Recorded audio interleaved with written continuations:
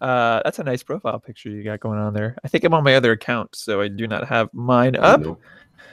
but that's okay. Okay, episode 106. Let's do this.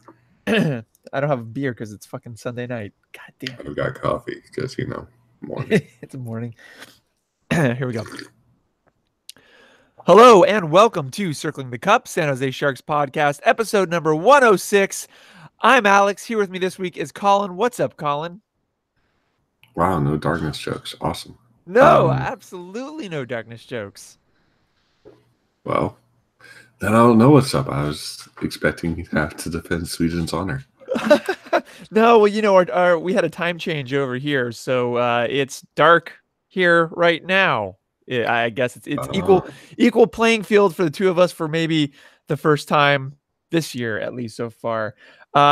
This podcast is going to be a lot about Timo Meier. You're going to hear his name a lot because, quite frankly, that guy has blossomed into an absolute stud, especially this season. He's got 11 goals in 14 games. Spoiler alert, he scores a whole bunch this week.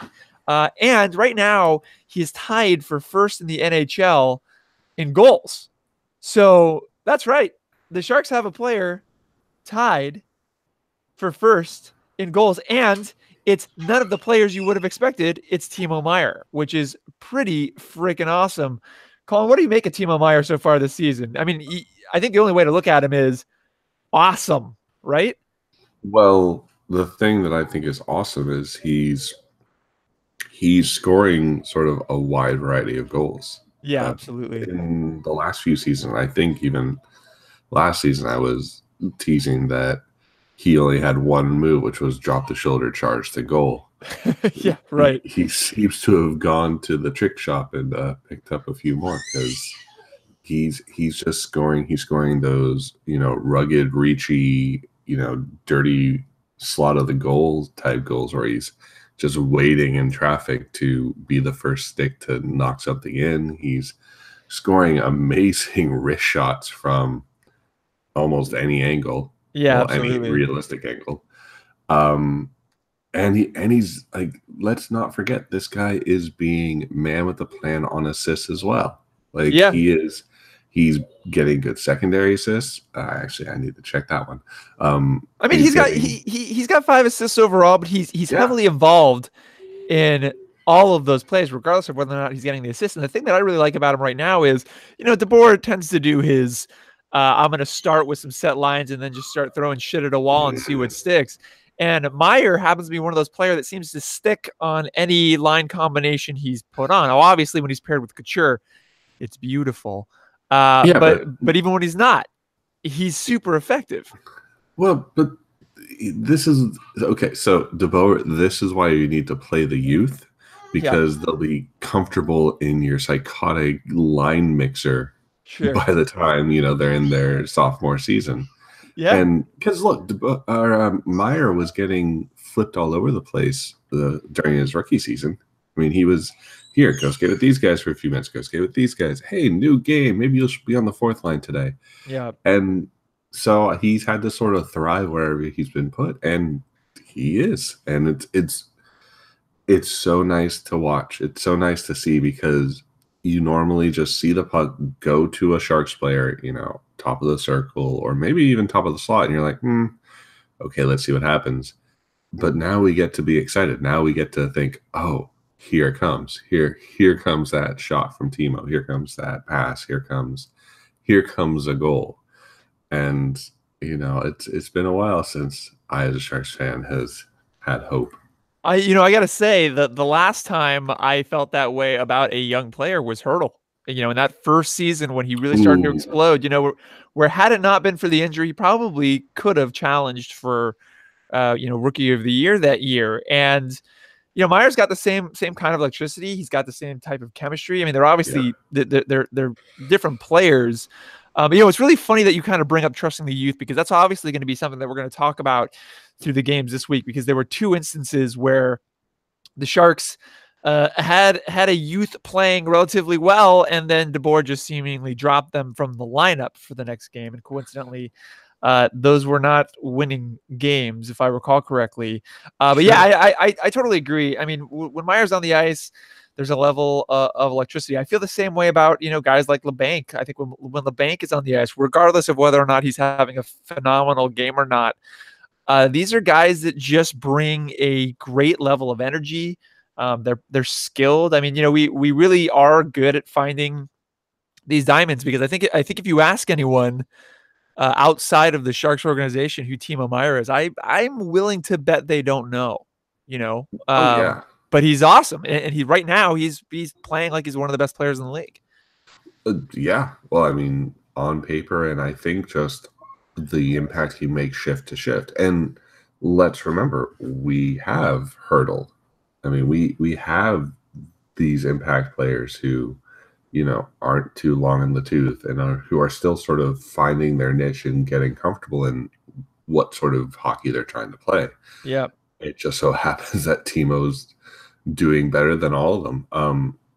But we also have, 4 players who are at least a point per game or above. Yeah. I mean, we have this roster, and the production they're creating is great. It seems weird when you then go look at the score lines and try to tie this all together. Yeah, that's a really frustrating thing. When you look at like the penalty kill right now, I think we're third in the league at like 87.8% or something like that.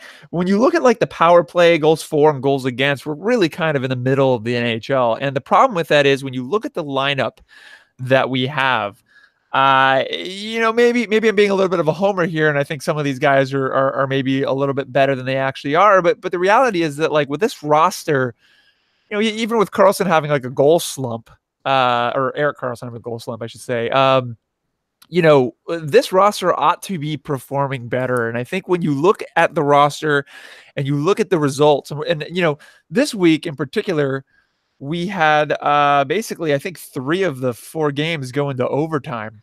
And the Sharks kind of dominate on possession throughout a lot of them, and still end up pretty much splitting. That's you have to look at that as a coaching issue. Either if Ben were here, he'd probably point out, yes, well, there's some luck involved, and absolutely, when you're getting this many shots off, and the heat maps for this week were by the way pretty solid. So the shots are coming from pretty good areas. The puck needs to start going in the net more, and the defense needs to hold up the play well enough, or Jones needs to hold the play well enough, depending on how you want to look at things, so that we aren't in these close games against teams that, for all intents and purposes, we should be beating.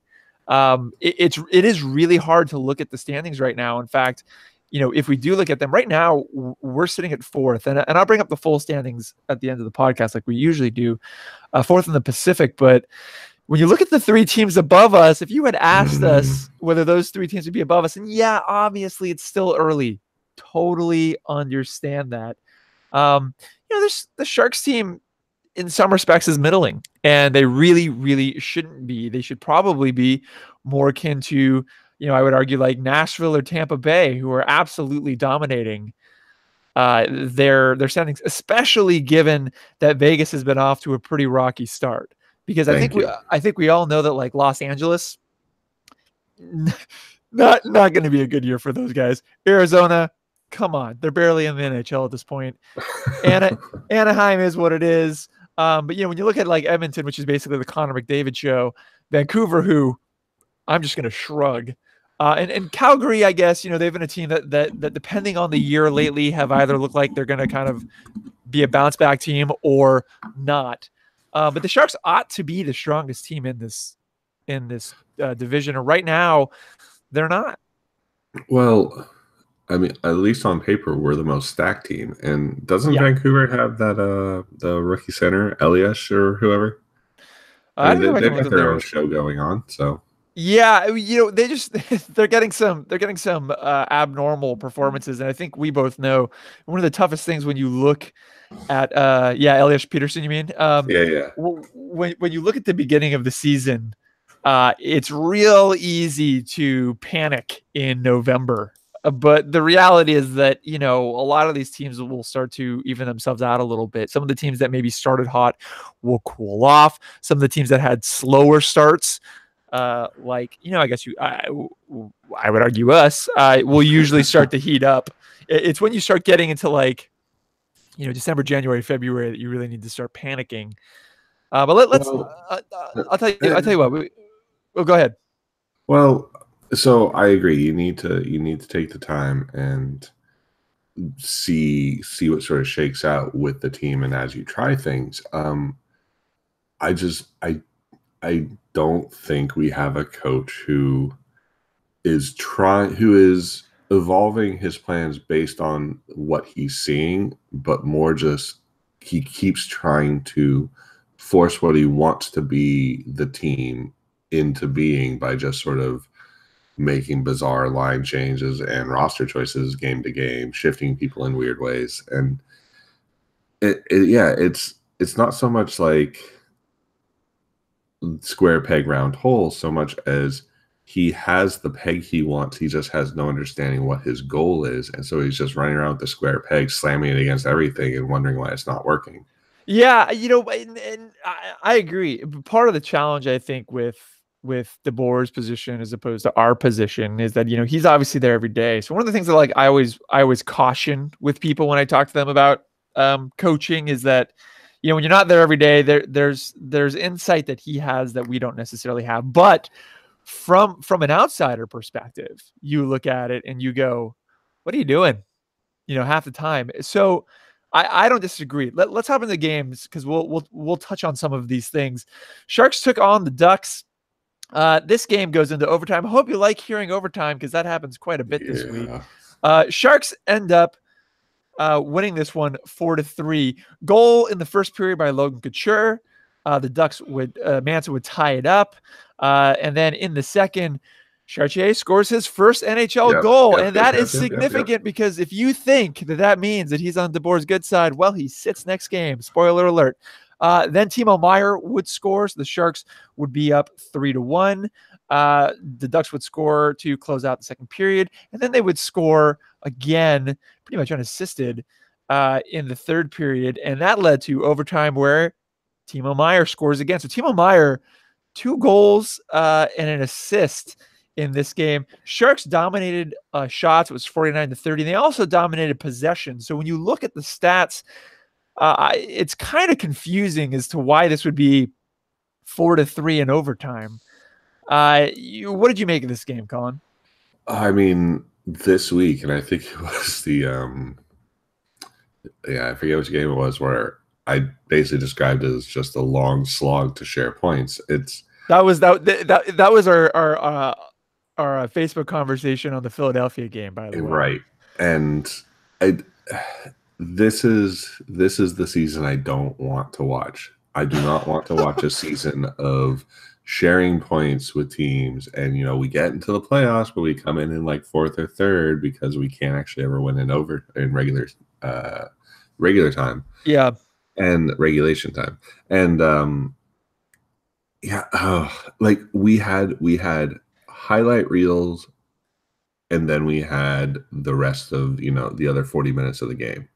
Yeah. So yeah, I mean, I love Chartier's goal. I'm sitting here with the replay up, and I want to point out that not only was he in the right place to get the rebound and tuck it home, but he picked up the original loose puck that just started the cycle that created the goal. So yeah, sort of end to end, he manufactured his first goal in the NHL, and then they make him sit. Well, yeah, I mean, to be fair, he does end up at the end of this game being a -1. So I guess if that's how you are going to judge things, and again, the plus minus stat is a real misleading stat. Yeah. Then yeah, but that's baffling to me as well. Why, a guy gets his first NHL goal, I would think that you would want to kind of carry that momentum on, unless he's having an absolutely horrible game. And he wasn't having an absolutely horrible game. He had 3 shots on goal. His face-off percentage was about 43%, which is not trash, not fantastic. I mean, the Sharks overall didn't win the face-off game, at all in this game. One thing to point out here: power play went 0 for 2, and you're going to see this pop up a lot too, because they went 0 for 2 against the Rangers. They went 0 for 3 against Columbus.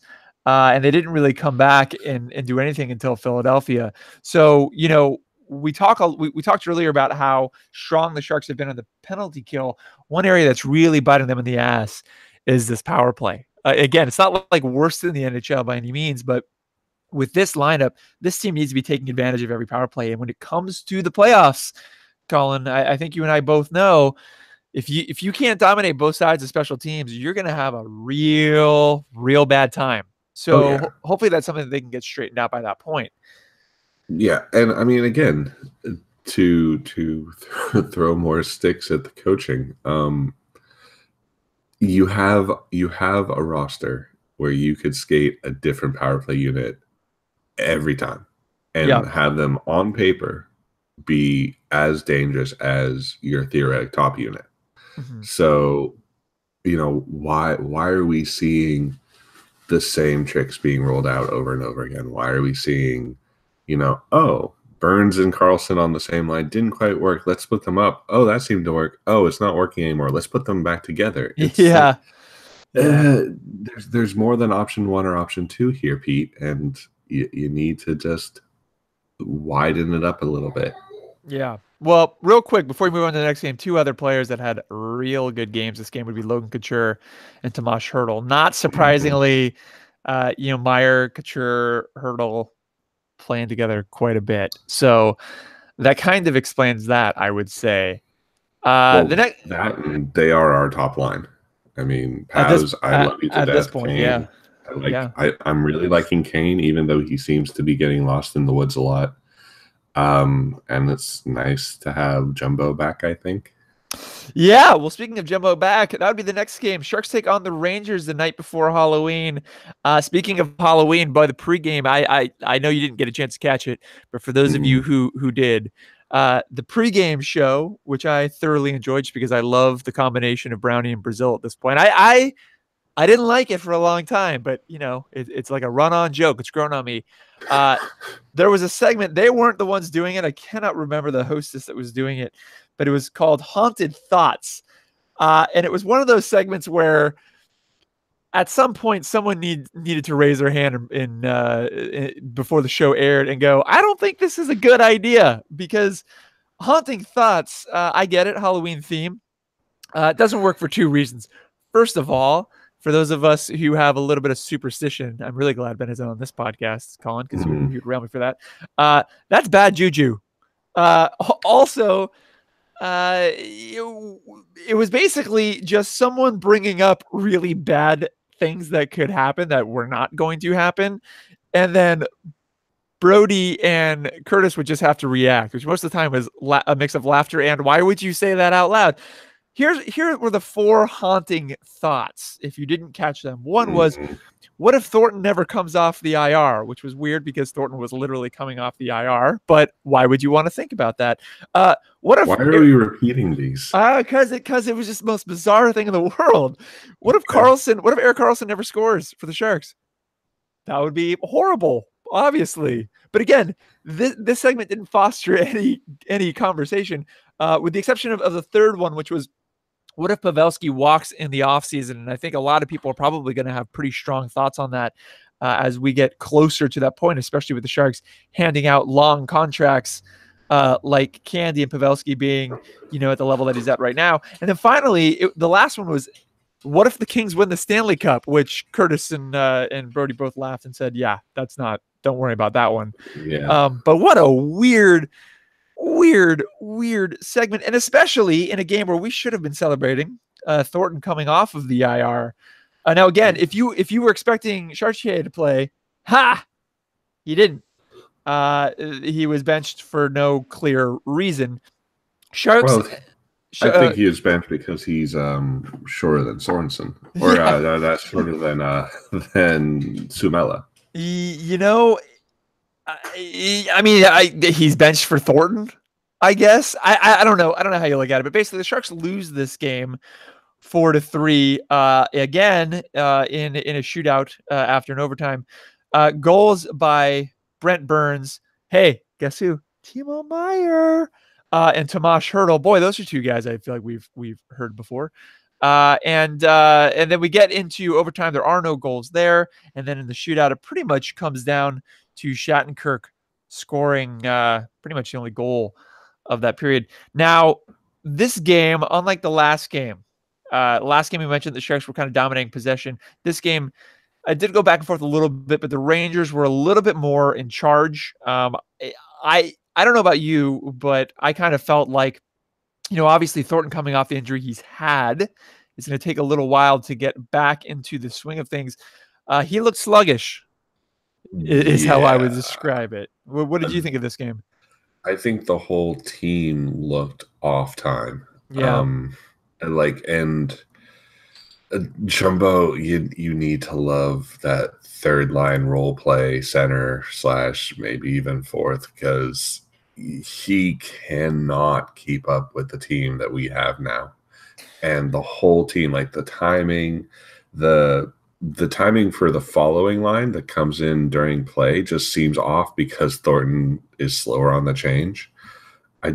We do not look like the super crisp team with a good step that we have when he's not on the ice. So yeah, I said it before, I'll say it again. He needs to be that third line, wild card. He needs to be down there. And I mean, we have the perfect players for him. I would hate to see the Scandinavian line get broken up, but Sorensen and Donskoy would just match Thornton so well. They both can pass, they both can handle the puck, they can both make breaks through weird space that Thornton can send the puck to them. And it's third line, you're going against the other team's third lines.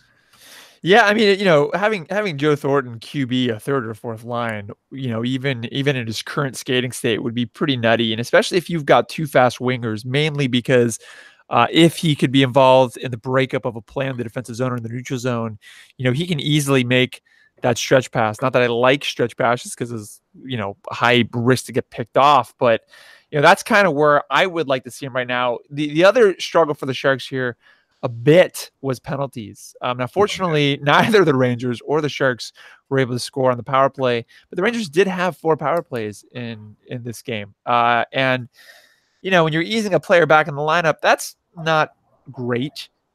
But overall, for the Sharks, it just felt like, yeah, something was off in the rhythm. And I know that's kind of a superficial sounding statement, but and I'm not going to put all the blame on Jumbo either.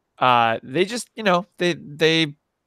this is a game I look at and I say, like, the Rangers at that point, I don't think had won a road game this season. And I could be wrong on that. I recall hearing that, but I mean, the Sharks ought to be beating a team like this. You know what I mean? Like there really isn't that good of a reason. The Rangers are not particularly great this year.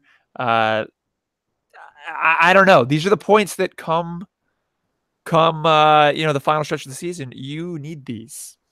And more than anything, we shouldn't be getting, dominated by a team like the Rangers as much as we did. I mean, stats-wise, this game was kind of a fight for our lives when you'd expect us to sort of come in, own possession, own shot creation, maybe get a couple bounces against us, maybe take a couple bad penalties, but not just get stomped and then, eke out with, a point at the end. Yeah, the Sharks had most of their shot attempts coming from sort of that right defensive position. Yep. Off of the just off of the blue line. And the challenge with that is you really need to be able to get guys in front of the net to tip those in, especially with this team, and especially because where those shots are coming from, right? Like they're obviously going to be coming from Brent Burns. Although, in general, the defense was pretty good about moving around. But, at this point, the Brent Burns shot is pretty freaking telegraphed. So if that's what your play is going to be, you just got to get in front of the net more. And I think when you look at the heat map on the Rangers side, like that's where they were. They're like directly in front of of Jones. And that's the difference. That's how you get the tip ins. It's how you get the rebounds. That's how you get some of the junk stuff. Well, that's how we do it. It's how Well, everyone does it. It's how you ought to do it. Yeah, and I mean we've got Timo, we've got LeBanc, we have Hurdle, we have a bunch of players who like to live in that office and push those goals in. So it's I feel kind of bad for DeBoer this season because I think we're not going to be saying a whole bunch of nice stuff about him unless he wins us a cup, and then of course we'll forgive everything.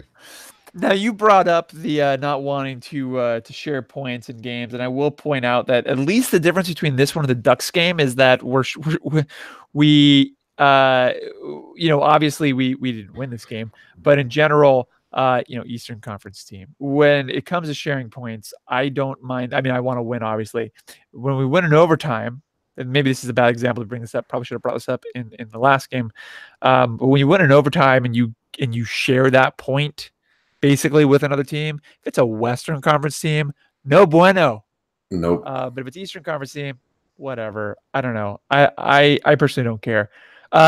Next game, a little bit more baffling. We're playing a good team here.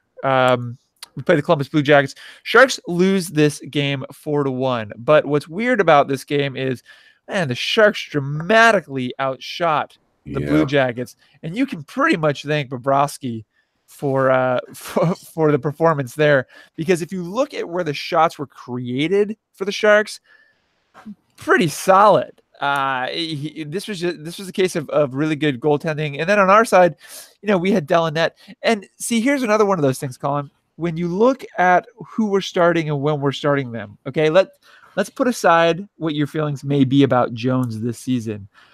I would logically think that you would start your backup if you're going to do that against the weaker of the two opponents, which would have been which would have been the Rangers, or you could very well argue Philadelphia, and instead we have Jones against the Rangers and Philly, and we have Dell against Columbus. And I like Dell. I'm not knocking Dell at all. That's just a weird call to me.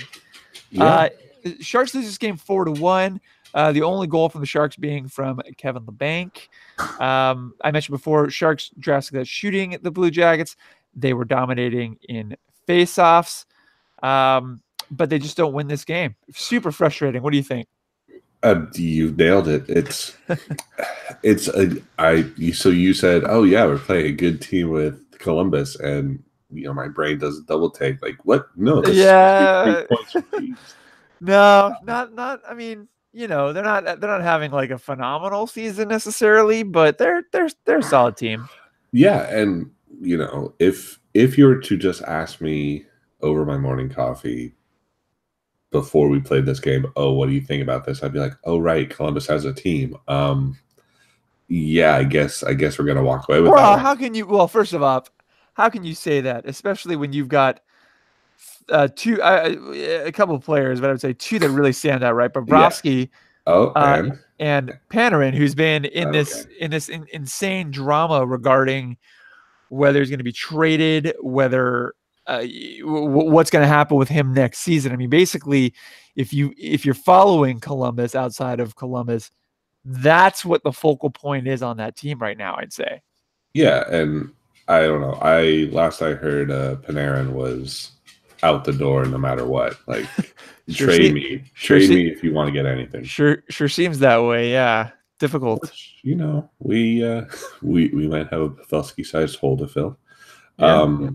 But I like Duclair. I would have loved to have been the winner of the Arizona sweepstakes to pull Duclair out. But he had that kick-ass goal a couple of weeks ago that we talked about, which was awesome. Yeah.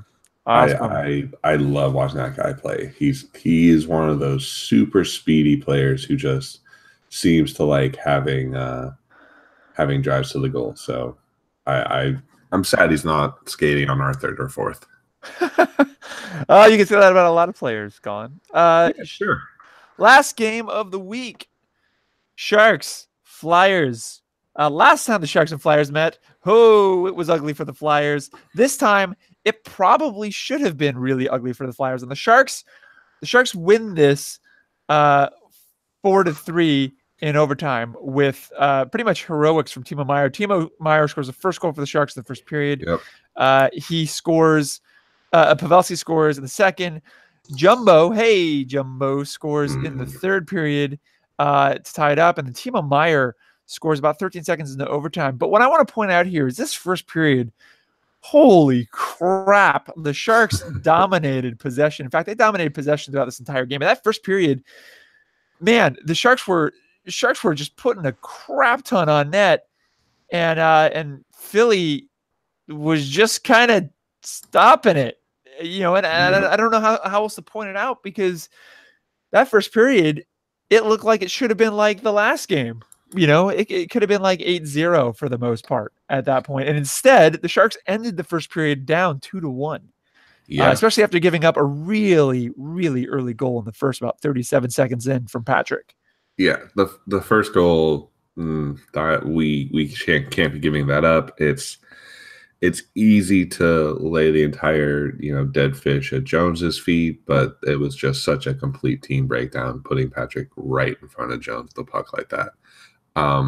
Second goal, I think it was you who was saying, what do you do? There's those sorts of goals get scored when the goalie has no way to see the puck. The puck is close enough that you get a sense of it, it's already in. Yeah, I know when you see something like that, like at first glance when the play was happening, I saw that and I was like, come on, Jones, you got to be better. And then after watching the replay, I was like, yeah, there's nothing.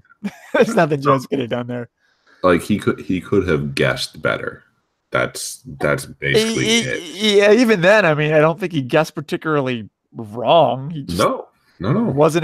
couldn't see, wasn't in position. I mean, and not because of his own fault, because of a really great setup essentially by the Flyers. And so this is the game where we look at the save percentage, we look at Jones's sort of score line, and we think, oh, we've been sabotaged by our goalie again. No. I think Jones showed up and did his work this time. He got sunk by a couple of really unfortunate situations. And we should not even be having this sort of conversation about the game being close, because, like as you said, this should have been another blowout on paper, and just ignoring goalie performance or ignoring how often we shoot into the crest. This should have been 8-3. Yeah, and yet we're sharing points again. It could have. Now, for those of you who are keeping track of who is being benched on the Sharks, this game it was Suomela. Yep. Now, here's the thing. I know you're really hot on Suomela right now, and I enjoy him as well. I think he's been a great addition to the team. Realistically, in at least the three games leading up, I'd have to go further back to see where he was last week. He wasn't putting up numbers, so I kind of get that one. It was weird to see Chartier benched for the game he was benched in, and then coming back with seemingly no rhyme or reason. And it kind of feels like Suomela, there was a little bit of reason there. But, I think that this is probably going to be the dance through the season. Oh, yeah. We saw this last year when it came to, like Heed and DeMello, kind of, mostly DeMello. There always seems to be one or two players that are kind of in and out of the doghouse randomly for some strange reason. And right now it looks like it's Chartier and Suomela. And you could throw Gambrell in there if you really want to, but I think Gambrell was just a real short replacement for Jumbo. Yeah, no, I'm sorry, Gambrell, you need to bake a little bit longer because you're not quite ready yet. Yeah. But I mean, the fact that we're not, and I hate saying this because I love the guy, but that we're not sitting Goodrow or we're not sitting Melker. I mean, why are we zoning in or focusing in on these one or two players when both Suomela and Chartier have played center on their line and helped to carry their line? So a center can play play a wing, but too often a wing can't play center. I don't fully understand it, but it's just one of those realities of how people learn how to play hockey.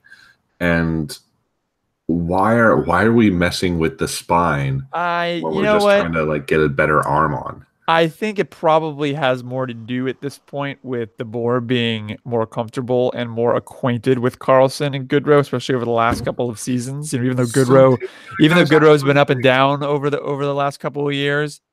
You know, Hey, you're talking about Suomela and Chartier. These are two guys that to him are brand new. Look, you mentioned it earlier. We've talked about this endlessly over the last couple of seasons. It takes a while for DeBoer to warm up to young guys. It's just the way he is for whatever reason. And those two guys, I think, you know, if you're going to compare them to Goodrow and Carlson, where again, he knows those guys. You know what I mean? Like, sure, but he it's knows the them. Self-improvement. Come on, Pete. I'm not know yourself arguing. and get better. I'm not arguing. I'm just pointing out that's probably why.